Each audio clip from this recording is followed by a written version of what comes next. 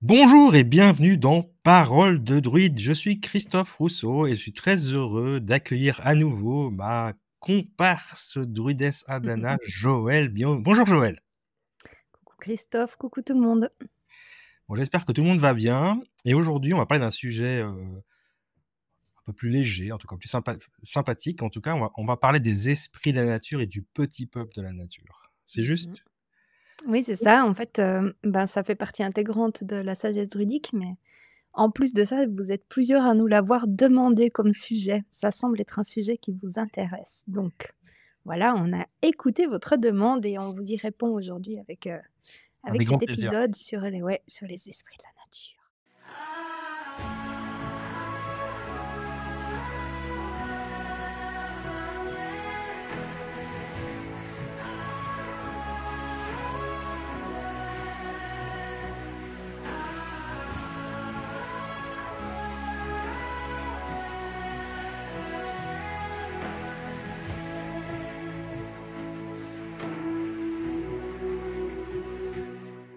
Bienvenue à Parole de druide, le podcast où la sagesse ancienne rencontre le monde moderne.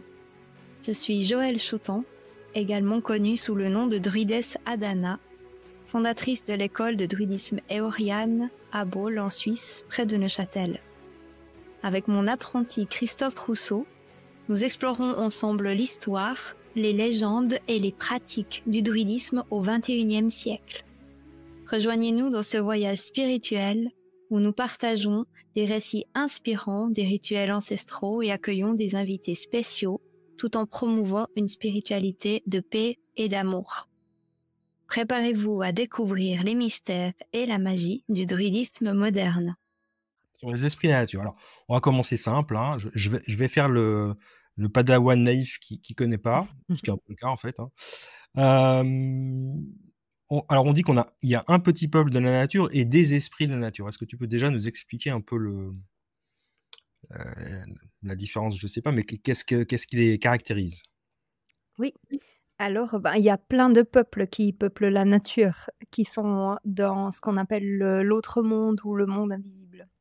Faut vous imaginer que, dans la vision druidique, il y a cette vision où il y a la partie matérielle, qui est la partie qu'on perçoit, puis la partie immatérielle qui est la partie du monde invisible qu'on appelle l'autre monde.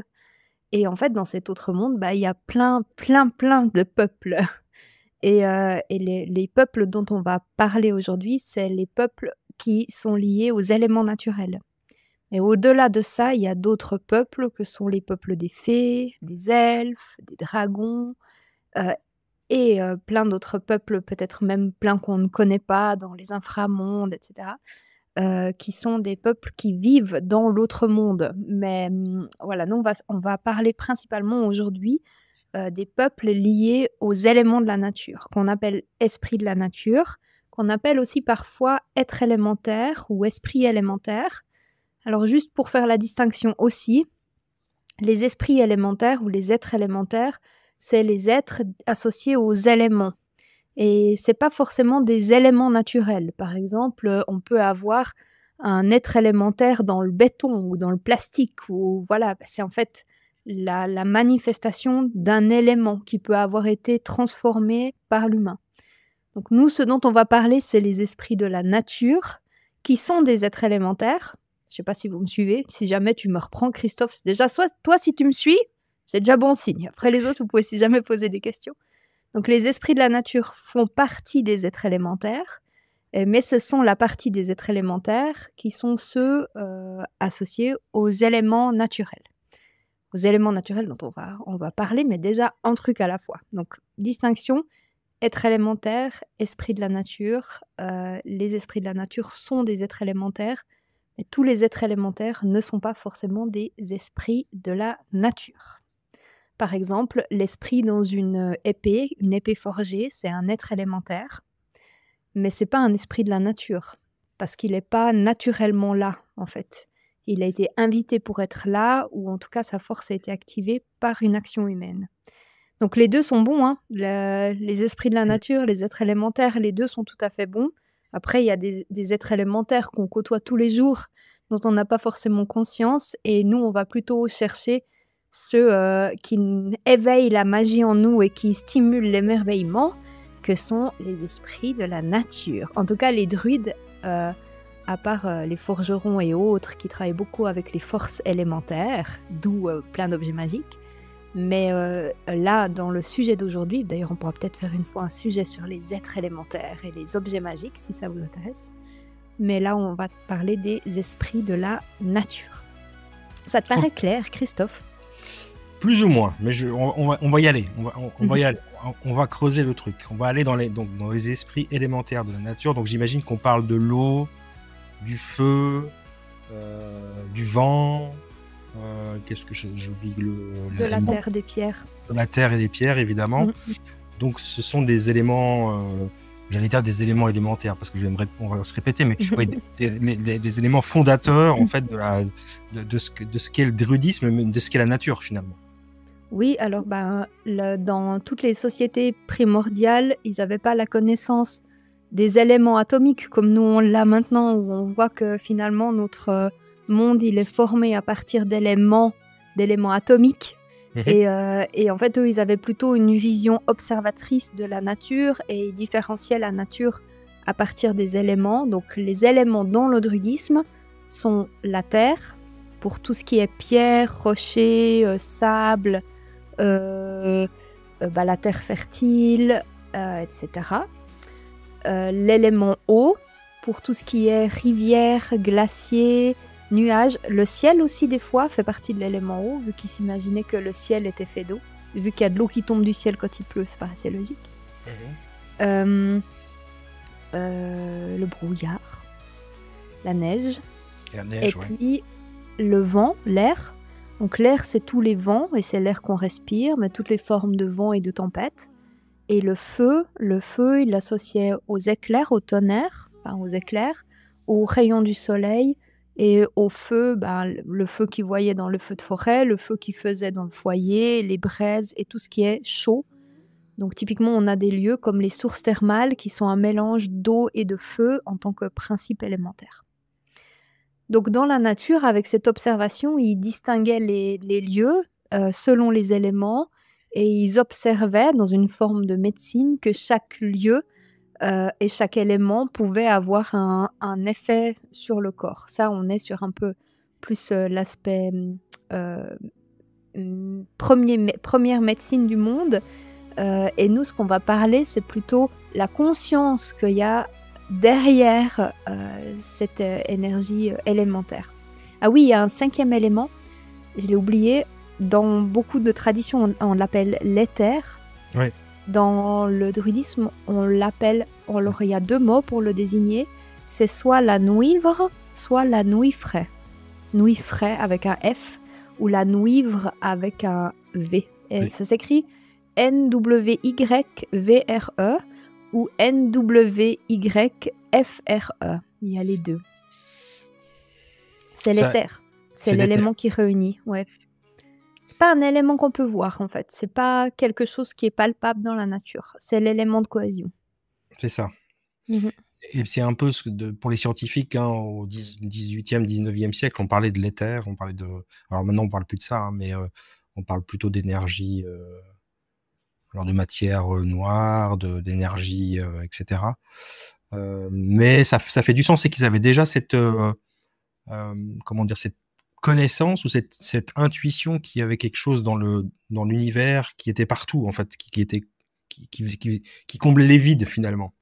Donc ça j'aime bien cette donc l'éther, c'est un concept qui vient de très très loin, puisque c'est pas juste un concept des sciences du 18e 19e siècle, ça vient même à l'époque des druides, on avait déjà cette idée de l'éther. Alors, ça s'appelait pas comme ça, mais c'était ça que ça voulait dire en fait. Ouais, en fait, c'est vraiment l'énergie de vie qui cherche à faire la cohésion. C'est comme si tous ces éléments séparément, ils ont une forme de vie, mais en fait, en ayant la nuivre qui vient en plus, ça crée la cohésion et le dialogue entre ces éléments qui sont complètement différents les uns des autres. Typiquement, qu'est-ce qui allie la terre et le feu pour faire fondre la roche et créer le magma ? Eh ben, c'est l'éther, la nuivre qui vient là au milieu et qui crée le dialogue entre la pierre et le feu, entre la terre et le feu, qui permettent qu'ensemble, elles forment le magma. OK. Comment ça lie? En fait, c'est l'élément d'alliance. Mmh. OK. Alors, très bien. Donc, qu'est-ce que on commence par ces éléments, si on commence par l'eau, par exemple, est-ce que c'est quoi l'esprit de l'eau? Qu'est-ce que ça représente, en fait, finalement? Donc les esprits de la nature, de Ouais. l'eau, c'est, c'est donc la nat en fait et on va déjà voir comment dans le druidisme, ils percevaient ça. Donc je vous rappelle qu'on n'a pas de notes du druidisme, mais on a que de la tradition orale et qui a été aussi largement transmise dans le paganisme. Donc la vision druidique de l'élément eau, c'est que l'élément eau est hautement, hautement sacré. Et Mmh. l'eau, c'est quelque chose qui est présent sur terre et dans le ciel. Donc quand ils voient l'eau dans la mer, par exemple, ou sur un lac, et quand ils voient le ciel qui est bleu de la même façon, ils se disent qu'en fait, le ciel est rempli d'eau. Ben, bien sûr, comme je vous l'ai dit, parce qu'il pleut aussi, il y a l'eau qui tombe du ciel et donc le ciel est rempli d'eau et leur plus grande peur, si vous vous souvenez, on en a déjà parlé, c'est que le ciel leur tombe sur la tête. Parce que c'est un souvenir du déluge, de l'élément eau qui tombe, heu, voilà, du ciel sur notre tête. C'est même pas drôle, hein, je souris, mais en même temps, je trouve ça beau de voir ça comme ça et aussi l'élément eau est le seul élément qui imprime, dans le sens où c'est le seul élément qui fait miroir. L'élément eau, quand vous le voyez qu'il est calme, il fait l'impression du ciel dans la terre. En fait, c'est comme s'il imprime les étoiles ou les nuages ou le ciel ou même le soleil, il l'imprime, dans la matière de la Terre, mais de la Terre, en tant que planète, pas en tant qu'élément. Comme en fait on a le même terme terre et terre, des fois c'est pas très clair, donc je vais essayer de chaque fois vous le spécifier. Et faut vous imaginer qu'à l'époque, ils avaient pas de miroir comme nous on en a, on voit souvent notre reflet. Mais eux, le seul endroit où ils pouvaient voir leur reflet, c'était sur l'eau.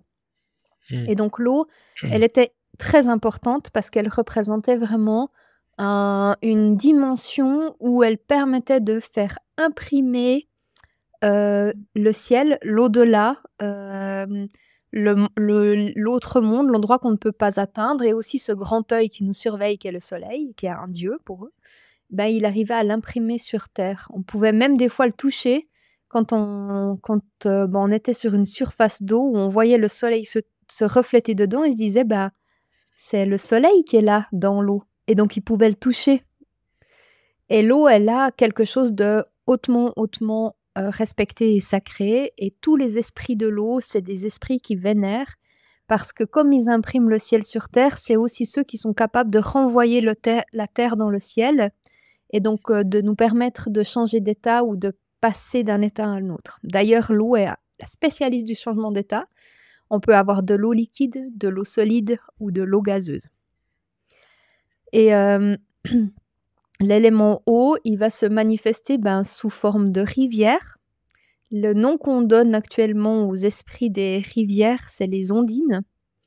Les ondines, vous en avez peut-être déjà entendu parler, c'est l'esprit de l'eau, c'est la manifestation de l'eau quand on a une grande masse qui se déplace et que ça fait un petit peu des tourbillons en surface et en fait, on pensait que c'était les cheveux des esprits de l'eau qui faisaient des boucles et qui s'en mêlaient à la surface.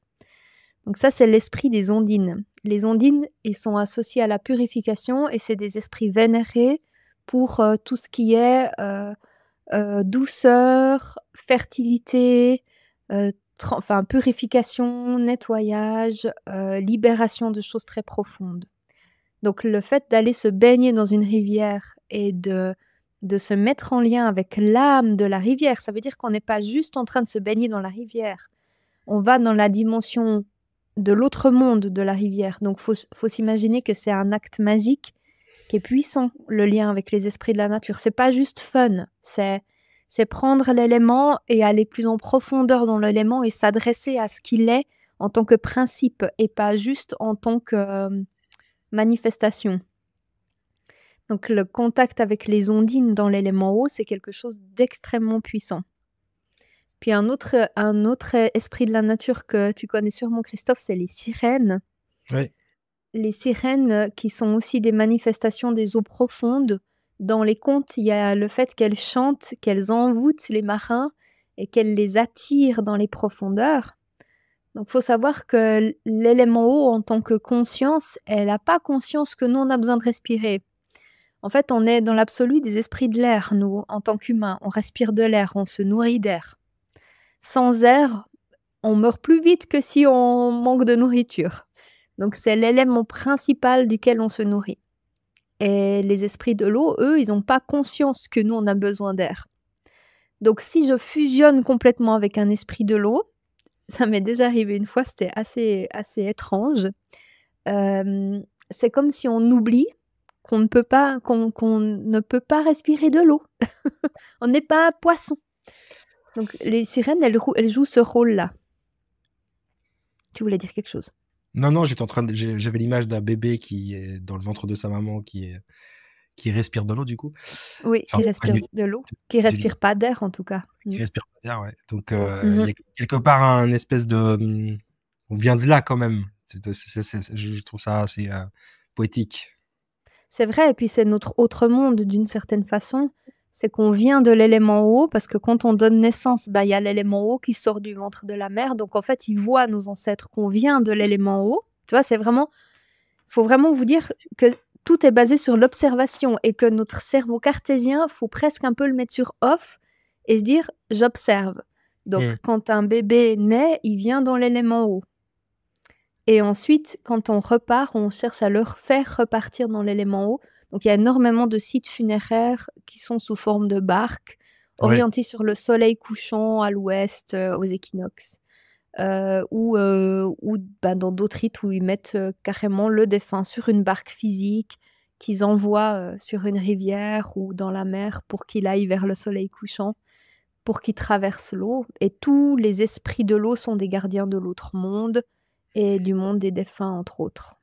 D'ailleurs, un des esprits de l'eau majeurs dans la traversée vers l'au-delà, c'est le cheval. C'est un cheval d'eau qu'on voit, je crois qu'on en avait déjà parlé dans un autre épisode, dans La Reine des Neiges 2, où on voit ce cheval. Oui, on en a parlé dans Les Dieux et Déesses, avec Manannán mac Lir, qui est accompagné par des chevaux d'eau, qui sont des esprits de la nature, sous forme de cheval, qui aident le passage à travers la grande mer, MER, pour aller vers l'au-delà.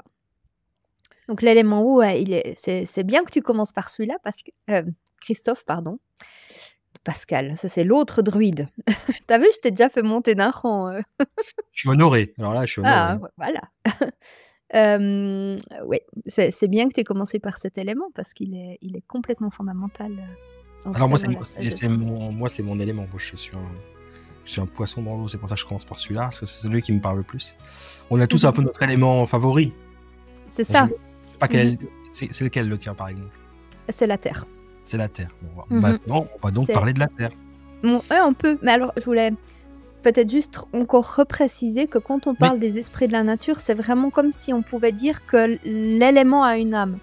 Par exemple, moi, je suis Joël, incarné dans un corps physique. On pourrait imaginer que je suis un bloc de mousse. Et ce bloc de mousse, il a l'âme qui fait que j'ai conscience d'être un bloc de mousse, ou j'ai conscience d'être moi, Joël, je m'exprime. J'ai une bouche pour parler, j'ai des yeux pour voir, j'ai un nez pour sentir, je peux être en lien avec ce qui m'entoure de cette façon-là grâce à mes sens. L'expérience d'être une conscience incarnée dans un bloc de mousse est un petit peu plus limitée au niveau de l'expérience sensorielle, mais elle existe quand même. Donc l'esprit de la nature, en fait, c'est une forme de conscience incarnée dans l'élément naturel. On parlait une fois de la différence entre les objets inertes et les objets vivants. En fait, finalement, ce qui est inerte et habité par une conscience, et les esprits de la nature sont une forme de conscience de la nature qui est considérée comme inerte, entre guillemets, parce que la goutte de pluie n'est pas forcément considérée comme vivante, ou la neige, etc. Donc en fait, c'est des animaux et des arbres, en fait. Oui. Voilà, exactement. Et puis si je regarde par exemple mon bloc de mousse, ma petite pierre de mousse, finalement, je peux l'observer et me dire: «Ah, elle est belle, elle est verte», voilà, observation complètement concrète de ce qu'elle est et ensuite je peux entrer en contact avec elle de manière plus profonde et m'adresser à la conscience qui l'habite. Donc les esprits de la nature, c'est vraiment ça, c'est simple d'accès, c'est pas s'imaginer, je vais voir les ondines dans la rivière, il faut que je sois dans un certain état, voilà, pour moi, c'est essentiel de le dire peut-être maintenant, puis peut-être pas à la fin de la vidéo, parce que comme Ah, ça, vous vas-y. allez tout de suite vous dire: «C'est accessible». Ouais. Mais ouais, voilà, il y a pas besoin de faire 1000 rituels, et de se dire que c'est pas possible et il faut que ça soit un écrin de verdure pour qu'elles habitent là, parce qu'elles habitent pas partout. Bah, c'est pas du tout le cas, en fait. C'est l'esprit de l'eau. Donc l'esprit de l'eau, il est là partout. Il est là dans toute la rivière, qui est station d'épuration, pas station d'épuration. En fait, ma conscience, elle m'habite, que je sois malade, que je sois en pleine forme, que je sois en train de manger quelque chose qui me convient pas ou que je sois en train de manger un truc super sain. Ma conscience, elle m'habite. Bah, du coup, c'est pareil pour les éléments. C'est la même chose dans les esprits de la nature. Donc les esprits de la nature de l'eau, si on les énumère très vite, les noms qu'on leur donne, parce que dans l'absolu, ils n'auraient pas besoin d'être nommés, mais le nom qu'on leur donne très ancien, c'est Ondine pour à peu près tous les esprits de l'eau, et maintenant on appelle Ondine ce qui est uniquement vraiment un déplacement d'une masse d'eau. Puis quand l'eau, elle court très vite sur les rochers, on appelle ça des naïades. Quand on a une eau très pure avec une fontaine sacrée, on l'appelle les nymphes. Les sirènes, c'est pour les eaux très profondes. Les néréides, c'est pour les vagues qui viennent lécher la rive. Et les uranides, c'est les gouttes de pluie. Et on a donné le nom, mais il n'y en a pas vraiment. Mais le nom de Yeti, c'est pour un petit honneur à cet être qui vit dans les montagnes de l'Himalaya, qui est peut-être un peuple plus qu'un esprit de la nature, pour la neige. Voilà. Et on a aussi les esprits des glaces, les esprits de la grêle, les esprits du brouillard. Je ne vais peut-être pas tous les énumérer. Tu voulais aller sur les esprits de la terre, mais est-ce que tu as une question encore pour les esprits de l'eau? Ouais, est-ce que du coup, les druides avaient la conscience que, les nuages, le brouillard, l'eau, la neige, la glace, c'était le même élément? C'était le même élément parce qu'ils observaient qu'ils pouvaient, typiquement quand Transformés ils l'un en touchaient le l'autre, quoi. brouillard, ils sentaient que Ouais, c'était mouillé. ouais, c'est ça. Oui, et Ils ont ils observaient de qu'ils manière pouvaient changer d'état. de manière expérimentale, ils ont compris que l'eau pouvait avoir ces 3 états, Oui. Mmh. solide, gazeux, liquide, hein, c'est ça, c'est Mais par intéressant. contre, c'est le seul élément, qui peut, entre guillemets, mais se changer autant parce qu'en fait, le glacier, typiquement la glace, c'est de l'eau-terre. L'eau-eau, c'est de l'eau fluide et de l'eau-air, c'est de l'eau qui est Ouais, vaporeuse. C'est de et l'eau dans l'air, donc c'est de l'eau qui vole et après on a l'eau-feu qui est de l'eau chaude. Donc en fait, on a l'élément eau, c'est un des seuls éléments qui peut, être dans les 3 autres éléments. mmh, D'où le fait qu'il est très, très sacré, qu'il est utilisé aussi pour la purification parce que quand on se purifie avec l'élément eau, on peut parler à tous nos autres éléments dans le corps, à nos os qui sont durs, à nos pensées qui sont de l'air, à nos excès de feu dans le corps, par exemple, quand on a trop d'inflammation, que le corps est trop chaud, l'élément eau, il peut aussi l'équilibrer parce qu'il sait être tous les éléments. De nouveau, c'est basé sur l'observation. OK. C'est marrant, tu vois comment il faut un peu mettre le cerveau sur off et Ouais, ouais, parce que penser sinon, complètement différemment. sinon évidemment, on se dit: «Mais c'est n'importe quoi», mais c'est rig il faut juste remettre dans le contexte déjà et puis, ça a quand même inspiré finalement quand tu cites tous les Mmh. noms qu'on associe à l'eau, les sirènes, les naïades et cetera, les ondines, ça a quand même, comment dire? Participé à la création de tous les mythes et Mmh mh. les histoires en lien avec ces êtres parce qu'on les connaît ces noms en fait. On les Mmh. connaît. Donc on sait ce que c'est, enfin on sait ce que c'est. On imagine que c'est qu'une naïade, une ondine et cetera. Évidemment les sirènes et c'est marrant parce que c'est encore une fois des traditions qui ont voyagé au cours du temps et qui se sont transformées qui ont été repris par des écrivains parce que les druides n'avaient rien écrit finalement. C'est ça, oui, et puis c'est de la transmission orale, ça fait partie des légendes et aussi les noms qu'on leur donne, c'est des noms qui nous sont arrivés, mais il faut aussi s'imaginer que sur terre, on va mettre plein de noms différents et là, c'est juste des noms, peut-être que vous les appelez autrement et on n'est pas là pour faire un débat de qu'est-ce qui est le nom juste parce que de toute façon, on n'a pas de traces de comment ils les appelaient à l'époque. Mais le mot ondine, on le retrouve déjà dans les livres, enfin dans les écrits de Paracels, où il parle des 4 éléments et il parle des ondines. Donc du Mmh. coup, on est déjà sur quelque chose, d'assez ancien et lui, il a pas son savoir de médecine de nulle part. Donc on peut déjà s'imaginer qu'on parlait d'ondines depuis longtemps. Mais d'où ça vient vraiment ça, je sais pas. Voilà et les druides, probablement, ils les appelaient pas comme ça.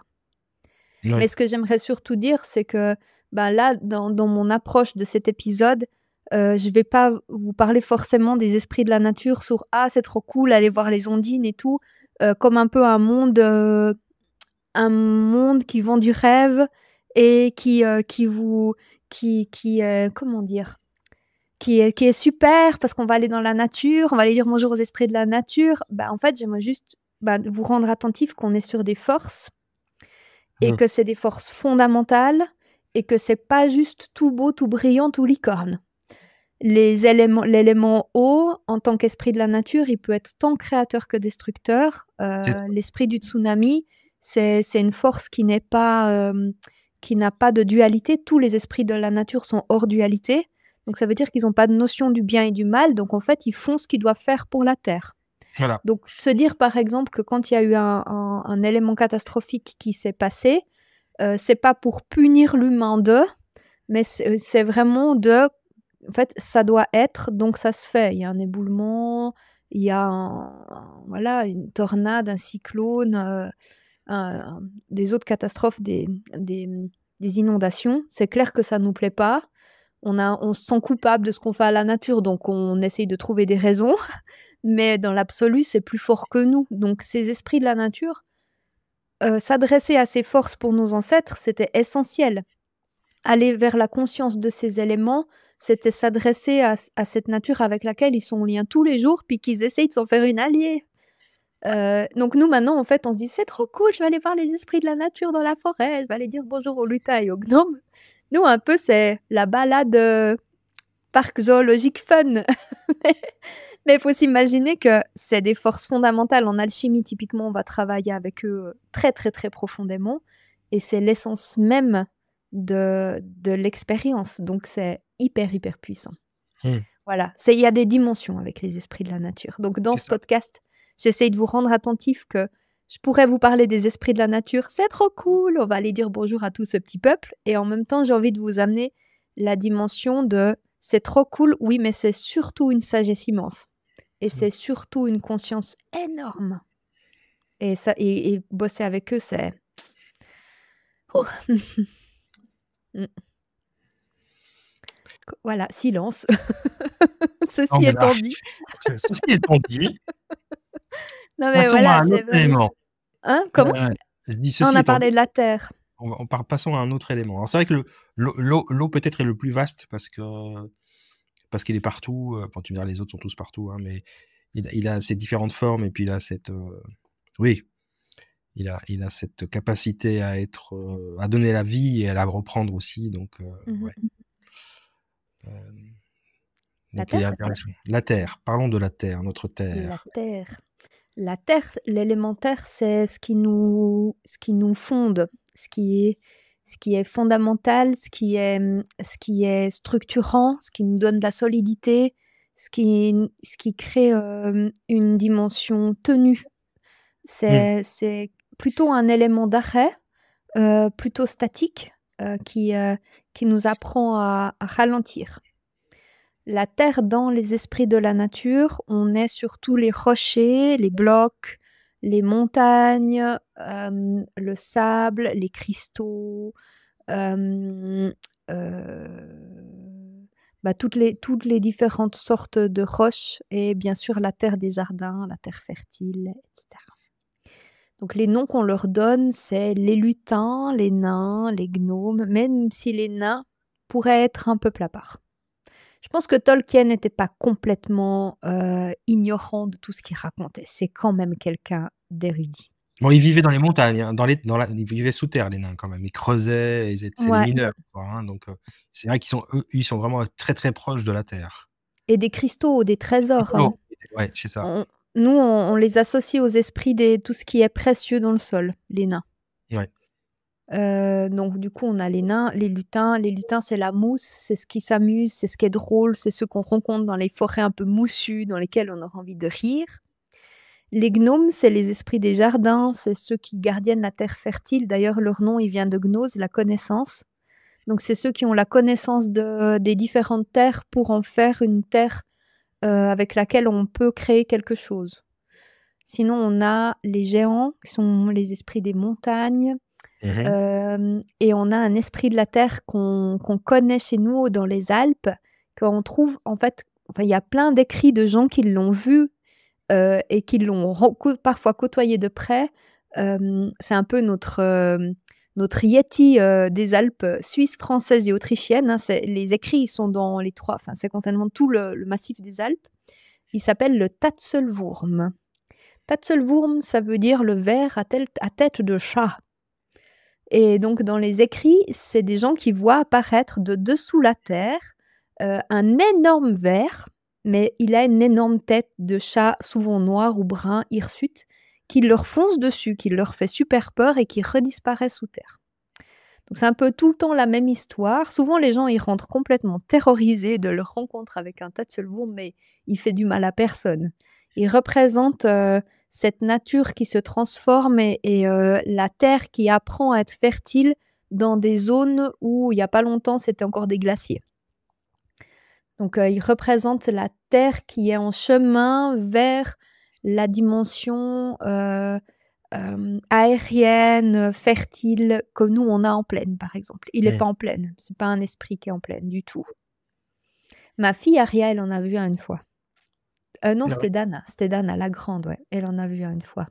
Tu «Ah maman, oh maman, j'ai vu un esprit de la nature». Elle me l'a décrit alors que moi je parle peu de tout ça avec mes filles. Quand elles étaient petites, je les laissais un peu explorer le truc. J'avais pas envie de trop, comment dire? Amener des choses. Je voulais plutôt qu'elles soient à faire par elles-mêmes d'abord et à découvrir par elles-mêmes.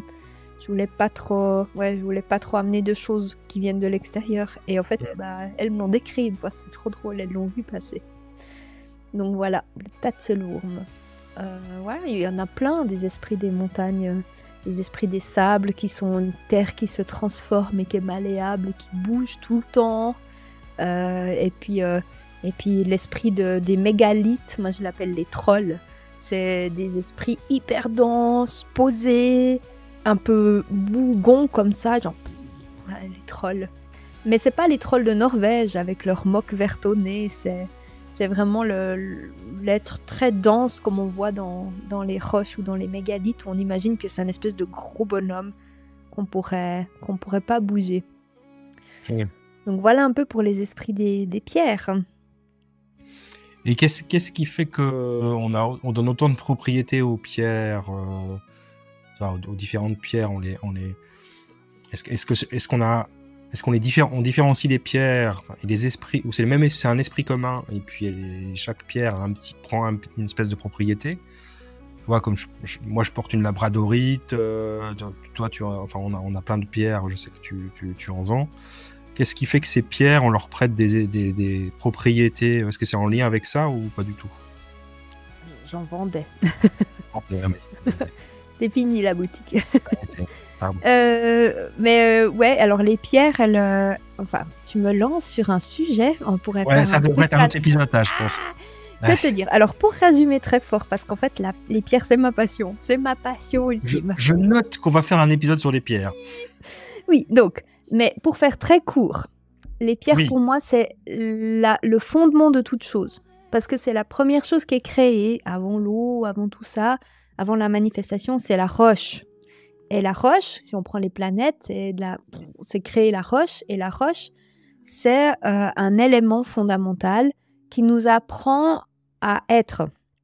Parce qu'une pierre, elle n'a pas besoin de se nourrir, elle n'a pas besoin de se reproduire, elle n'a pas besoin de respirer. C'est juste être et accepter d'être transformée par le temps, se laisser polir, lisser, casser, magmater, retransformer, étirer. Et donc elles sont là depuis toujours, les pierres, et elles détiennent la mémoire de notre monde. Donc oui, on peut dire qu'il y a une sorte de conscience de base dans la planète Terre, qui est alimentée de temps en temps par des arrivées de pierres externes, mais sinon il y a un peu cette pierre primordiale.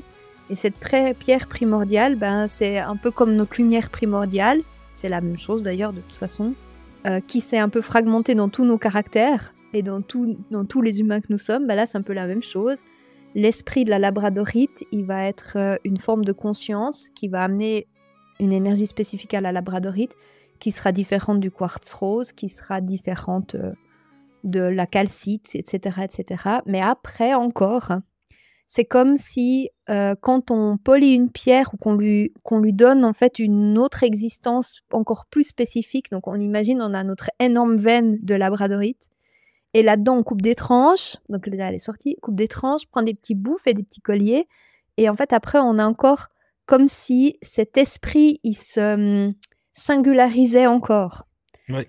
Et ça c'est très présent dans les esprits de la nature. Par exemple, on a l'esprit du vent, c'est une sorte de gros esprit. Et cet esprit du vent, il va devenir des petits vents encore à différents endroits. Et il peut y avoir par exemple, quand il y a un vent très fort et qu'à un seul endroit, on peut prendre par exemple l'exemple de la Chaux-de-Fonds dans le canton de Neuchâtel, il y a une grosse catastrophe il y a à peu près une année en arrière, un peu plus, où il y a le vent qui tout d'un coup, à un endroit précis, est devenu hyper fort. Et cette tempête, elle était forte qu'à cet endroit. Donc en fait, tu peux t'imaginer que tu as l'esprit de la tempête, qui est une sorte d'âme groupe, puis après, elle s'identifie ou elle se singularise à un endroit, mais c'est la même chose plus grand. Sauf que c'est comme un petit bout d'elle-même qui devient différente et qui s'individualise ponctuellement, mais qui refusionne ensuite avec le grand. Je sais pas si tu arrives à me suivre. Par exemple, la labradorite, c'est un esprit groupe et Ouais. qui se singularise dans un objet qui serait un bijou d'une personne et qui commence à vivre sa propre vie en lien avec cette personne. Oui. Oui, alors enfin, moi j'arrive à comprendre que c'est des alors c'est pas des enfants de la pierre primordiale, mais c'est des petits bouts qui ont leur propre existence après parce qu'ils ont été, on leur a aussi donné une sorte de propriété ou d'esprit, ou enfin on les a modifiés un petit peu pour qu'ils aient leur propre existence. Oui, on pourrait s'imaginer que c'est comme si cette conscience, c'était du liquide dans un vase et qu'en fait, en prélevant un petit bout de ce vase, on prélève un petit bout de ce liquide, mais il se souvient de qui il était à la base, qui faisait partie du liquide de base. Et qu'en fait, en prélevant un bout, on a un bout de ce liquide de base. Mais en prélevant ce bout, il va forcément commencer à vivre sa propre expérience parce qu'il est connecté encore à ce liquide de base, mais il est plus en lien direct avec. Ouais. C'est pareil pour notre âme, hein. C'est là, ce dont on parle, c'est exactement pareil pour notre âme. On est issu d'une lumière de base, mais en fait, on s'individualise et on vit notre propre expérience. Voilà. Oui, je trouve que le parallèle se comprend assez bien en fait. Mmh. On parlait du vent. Est-ce que tu veux rajouter quelque chose sur la terre, ou on peut parler, Non, je je peux crois que parler c'est du vent? bien. Parce que quand tu as parlé du vent, j'ai tilté sur un truc parce que il y a le vent en général, puis après il y a les vents connus, enfin le föhn en Suisse, le Mmh. mistral dans le sud de la France, et chaque vent a son origine particulière et son identité. De la même manière, c'est juste, c'est un peu parce qu'on sait que le mistral il vient d'une certaine façon dans les airs, les différentes masses d'air, les échanges de masses d'air, je vais y arriver, les cyclones, anticyclones, et cetera. C'est pareil pour le föhn, autour de la région lémanique. Toutes sortes de vents finalement qu'on a nommés, mais à juste titre, parce qu'ils ont leur propre existence, mais c'est un peu la même chose que ce qu'on vient de dire en fait. Oui, et leur caractère. D'ailleurs, le fœhn, il est connu pour donner des maux de tête Ouais, et la bise, elle est connue pour amener le froid et la maladie. Entre autres, la bise noire, que personne aime, qui porte bien son nom. Et puis, chez nous, on a le joran, qui est un vent qui descendait du Jura et qui qui vient sur le lac de Neuchâtel et qui est le cauchemar de certains ports parce que, ben, selon comment est l'entrée dans le port, les bateaux, ils doivent commencer à virer des bords en entrant dans le port.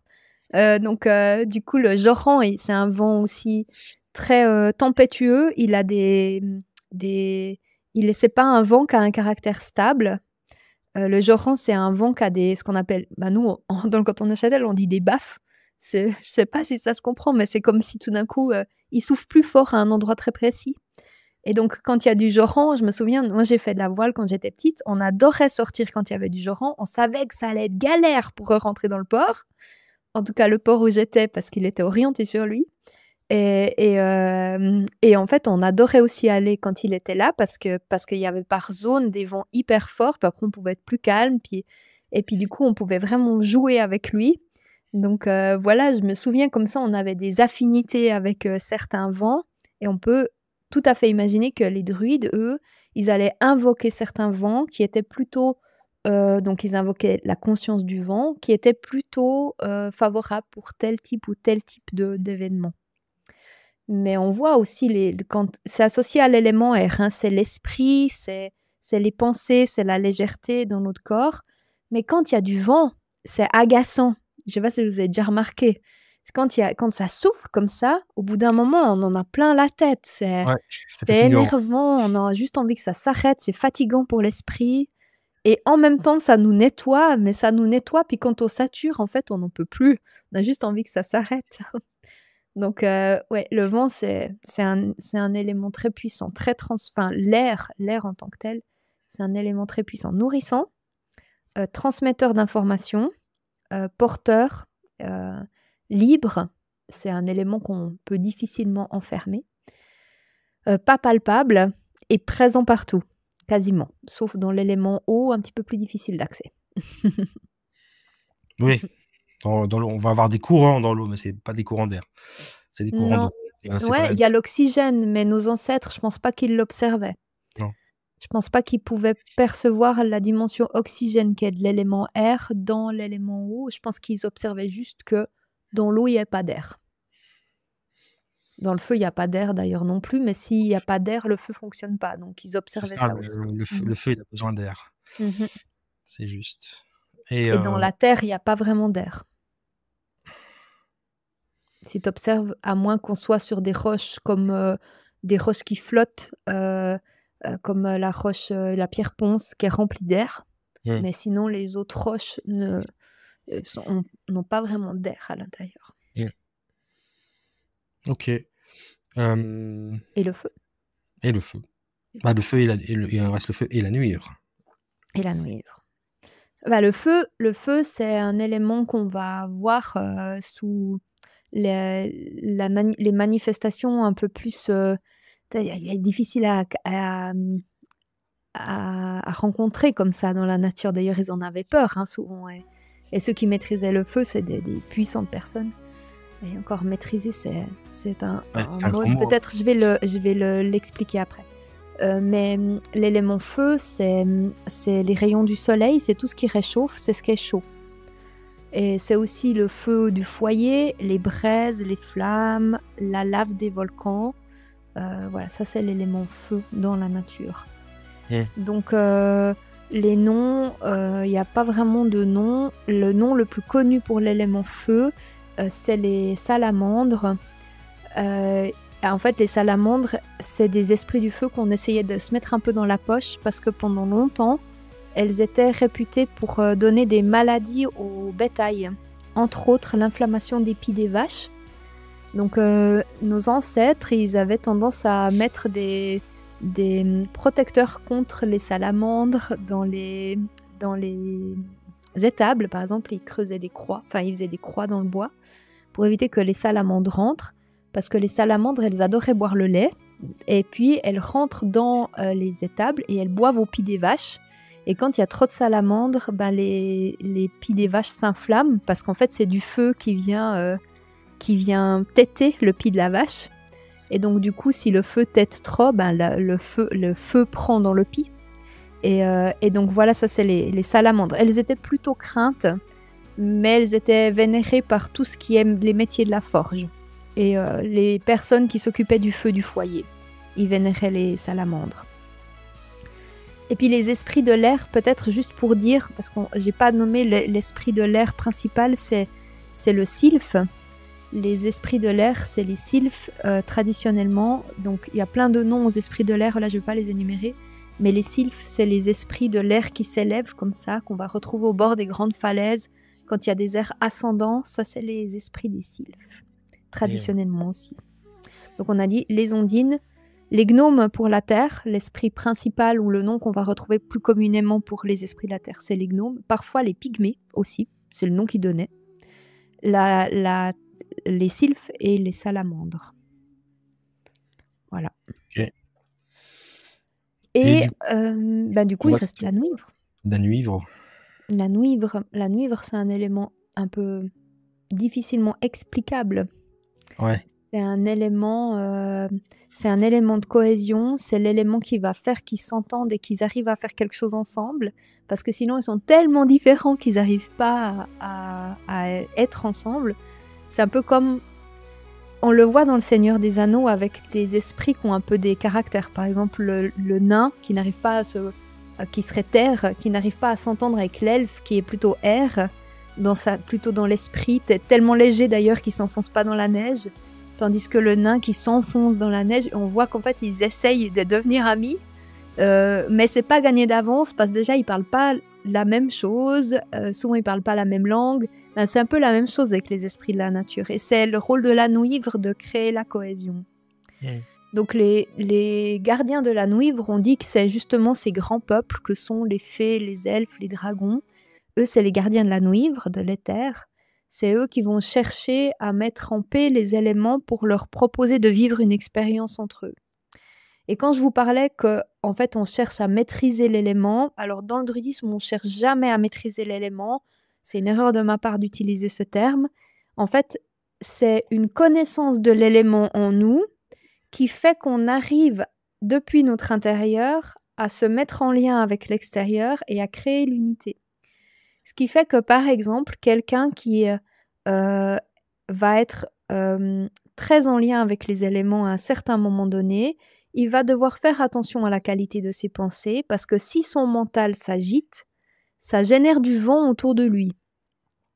Donc en fait, ce qui est spécial, c'est que dans le rôle du druide, c'est de trouver la paix en lui pour générer la paix à l'extérieur de lui et faire en sorte que la paix à l'extérieur de lui génère aussi de la paix à l'intérieur de lui. Et on est dans ces paix élémentaires, de se sentir solide et stable, de la terre, au niveau émotionnel dans l'élément haut, d'être le plus émotionnellement en paix, dans sa tête et dans son esprit d'être le plus en paix, c'est l'élément air, et dans son action et sa façon de s'agiter ou de se mettre en mouvement, élément feu, d'être le plus en paix possible, de trouver le juste milieu pour tout ça.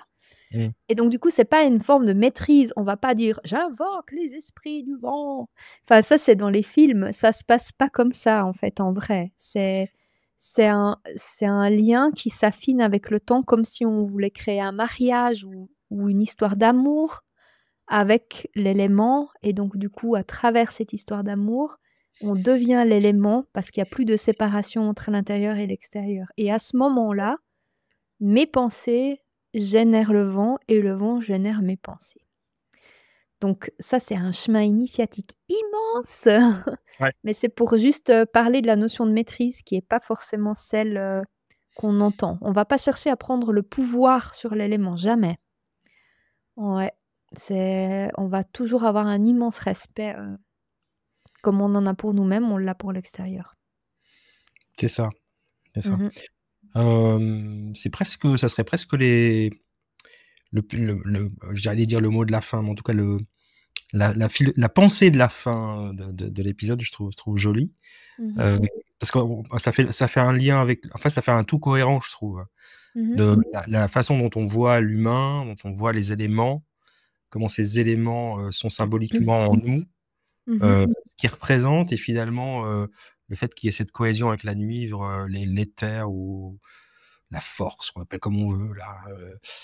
Hem, ça c'est assez je trouve c'est assez, cohérent et ça f enfin, pour moi, ça fait du sens, mais je sais pas si pour les gens qui nous écoutent, ça fait du sens. Donc je serais très intéressé d'avoir le retour des personnes qui nous écoutent pour savoir si pour eux, ça a fait du sens, ce qu'on vient de leur raconter. Oui, qu'il y ait Heu, quand même enfin une transmission qui a plein de degrés différents, donc c'est peut-être ça, si jamais, hésitez pas à la réécouter. c'est pas le plus simple, ouais, Ouais, voilà et puis sinon, ah, j'ai fait un pouce par erreur et sinon, tu ils ont dit: «Oui, il faut la réécouter» c'est ça. Ils sont d'accord. et sinon, Les esprits, sinon digitaux sont d'accord. et sinon que ben, ouais, si jamais vous avez des sujets qui vous semblent pas clairs, que vous aimeriez qu'on développe, on peut sans autre c'est un sujet tellement profond qu'on peut sans autre développer. Hésitez pas à déposer vos questions. Peut-être, moi, j'aurais envie de terminer, Christophe, en disant que, ben, comment rencontrer les esprits de la nature? Concrètement, pour moi, ça passe par aller dans la nature et ouvrir son cœur à cette, dimension magique et de conscience et d'âme qui habite la nature. Donc, allez dehors, à un endroit où vous aimez être, asseyez-vous et observez la nature autour de vous et dites-vous, ben, si par exemple vous êtes au bord d'une rivière, et si la rivière avait une âme et qu'elle était une amie? Comment est-ce que je la sentirais à l'intérieur de moi? Comment est-ce que sa présence résonne en moi et quel chant, CHANT, elle développe en moi là maintenant? Et puis ce rocher qu'elle a, et puis cette petite mousse et cette mini pierre, et quand il pleut, cette goutte de pluie. Et donc du coup, prendre un temps pour comme accueillir le chant de la nature à l'intérieur de nous comme une fréquence et comment est-ce que je la reçois? Et de nouveau toujours se dire: «Et si c'était juste une amie? Et si c'était un humain, en fait?» Parce que comme ça enlève un peu le truc de se dire: «Je suis en train de parler à de la mousse». Donc te dire: «Bah, si c'était un humain, si cette mousse c'était un humain, comment est-ce qu'elle serait ma copine?» Ben, voilà, c'est vraiment ça à l'intérieur de nous. C'est simple, mais ça demande d'ouvrir ce cœur d'enfant qu'elle a, qui trouve un caillou au bord de la rivière, qu'elle a: «Ouais, j'ai un nouveau copain, je veux le ramener à la maison». Puis toi, tu es là: «C'est un caillou».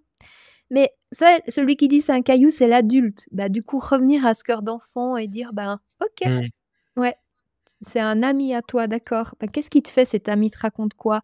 Il va m'aider pour mes devoirs». Ah bah, chouette alors! Ben, voilà, du coup, c'est réellement le cas. C'est ça qui est fou. Voilà.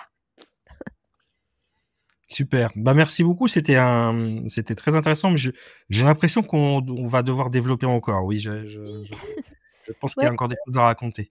On a Heu, sous-estimé le sujet. non, non, mais écoute, il faut bien je pense dans tout ce qu'on fait, on essaye d'avoir cette approche un peu globale qui on donne un peu le point de vue un peu général, puis après on rentre plus dans le détail de certains sujets et puis Mmh. ça, c'est vrai que c'est les auditeurs qui vont nous dire ce qui les intéresse le plus. Ben Mais oui, bah, tu c'est sais, il y a passionnant. vraiment pardon. Tu Non, je sais, dans disais le ça. druidisme, il y a vraiment en fait, c'est l'école, elle est c'est différent de l'école qu'on a l'habitude. Là, en fait, on c'est comme si on vous tend des perches et puis on vous dit: «Allez, quel sujet vous intéresse et dites-le nous». D'ailleurs, celui-ci, il a été invité par une personne qui nous l'a demandé et moi, c'est ce que j'aime, c'est qu'en fait, ce soit vous qui nous posiez des questions, des sujets qui vous intéressent et on peut vous transmettre du coup ce que nous on sait sur ce sujet et c'est comme ça que ça devrait fonctionner. Donc posez-nous vos questions, on est tout content. Voilà, donc on attend vos questions. Mmh. En tout cas, on vous remercie de nous avoir écoutés aujourd'hui et puis on se retrouve la semaine prochaine pour un Oui, autre sujet tout aussi passionnant. on se réjouit. On se réjouit. À bientôt. À bientôt. Merci Christophe. Merci à toi. Il était une fois une forêt sacrée et au centre un béton.